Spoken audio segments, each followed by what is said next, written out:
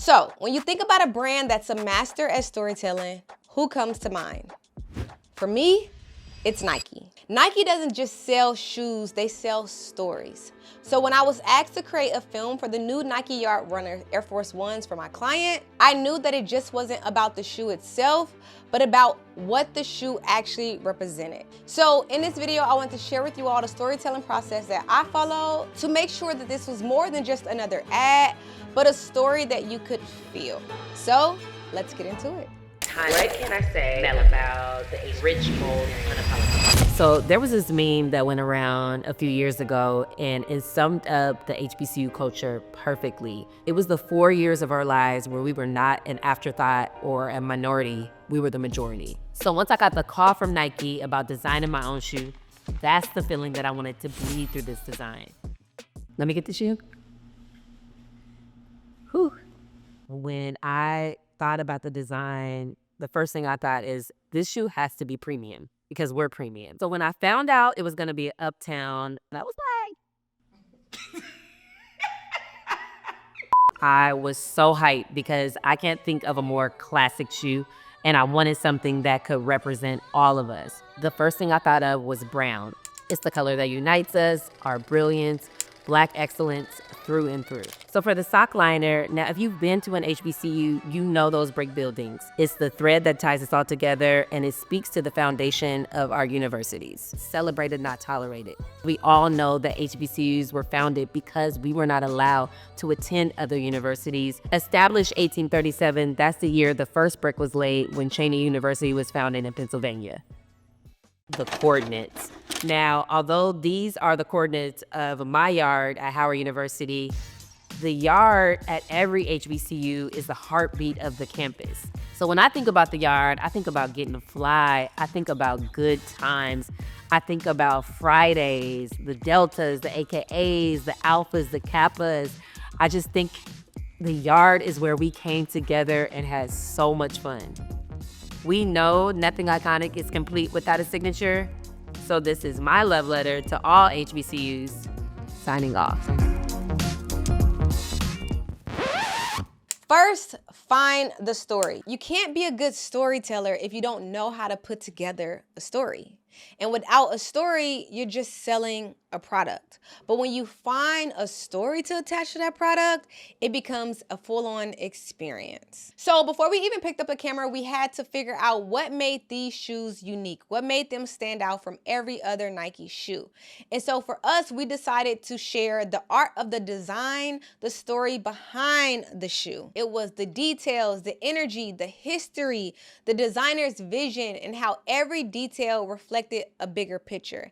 And that was the heart of our story, the visuals. The next concept of storytelling is the visuals. And this is where you bring the story to life. Focus on the key aspects of the shoot, the camera setup, the location, the lighting, and how it all ties into the mood of the story. So for this particular project, we went with a documentary style approach where we had a 2-camera setup. When I go into doing documentaries, I'm always thinking about my wide angle. I always think about my A camera, how that's going to look, and then I can place my B camera to get the second angle. And so for me, for the A camera, I use the Blackmagic pyxis 6K. That is more frontal, and that was our main shot. And then 45 degrees from that to the left, I had my B camera, which was the Blackmagic 6K full frame. We decided to shoot open gate because we felt that the location didn't necessarily need to be 16:9, and the open gate allowed us to just center her a little bit more and focus on her, with still giving some of the background but not needing all of the background. I ended up going with the DZO vest bits because they already gave us a really nice warm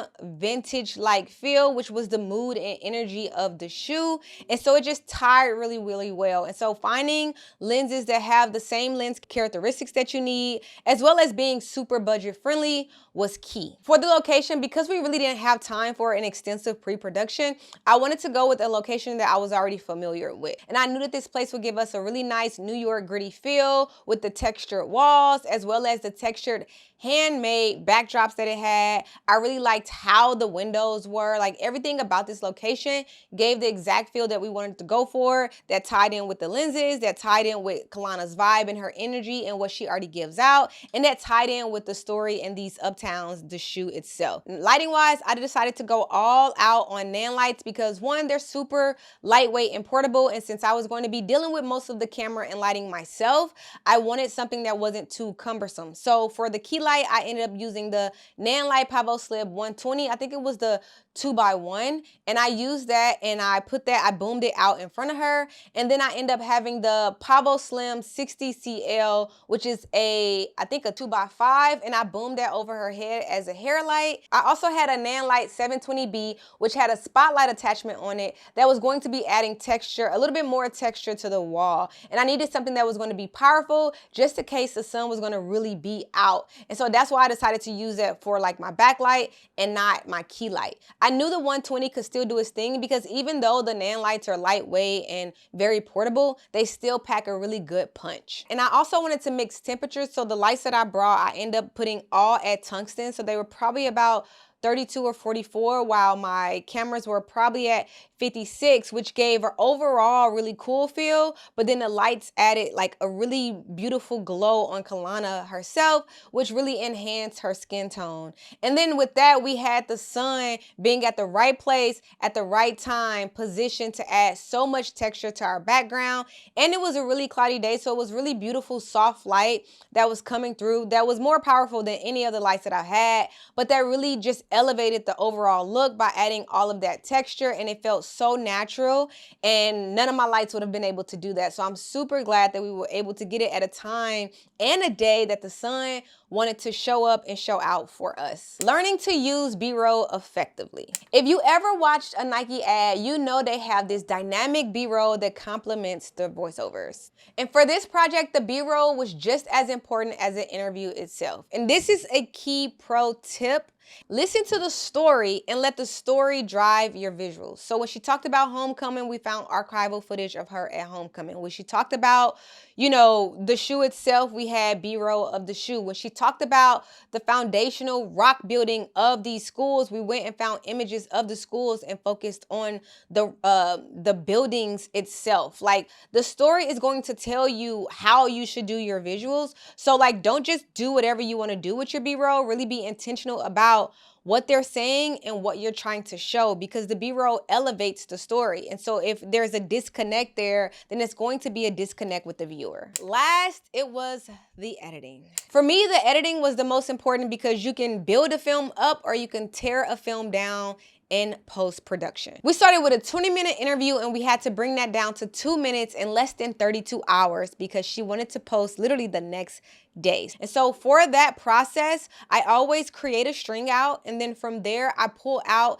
key sound bites that I think is going to work. And I continue to do that till we got it out to 2 minutes.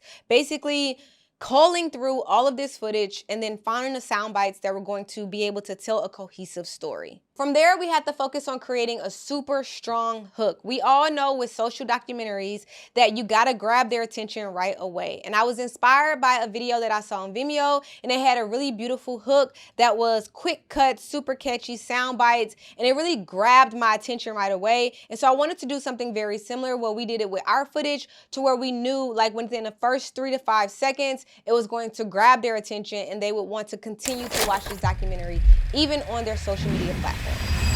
There were a few moments that she talked about that didn't necessarily have B-roll, and so in order to continue to tell the story and keep people's attention, I wanted to make sure that I covered as much as possible so you weren't always just watching an interview style documentary. So for instance, when she talked about a tweet that she read about HBCUs, we actually were able to find that tweet and I was able to elevate it with animation through After Effects. And then another time where she talked about when Nike called her to design her own shoe, I wanted to be able able to show this sketch from the inception of designing it sketch-wise to then showing the finalization of that shoe. And I got inspired by a Netflix documentary that I love to watch called Abstract, The Art of Design. And they actually interviewed a shoe designer and they had something very similar. And so that really helped bring all of this together using mixed media, playing with the B-roll that I shot on set, playing with some archival images and archival B-roll, but then also playing with animation and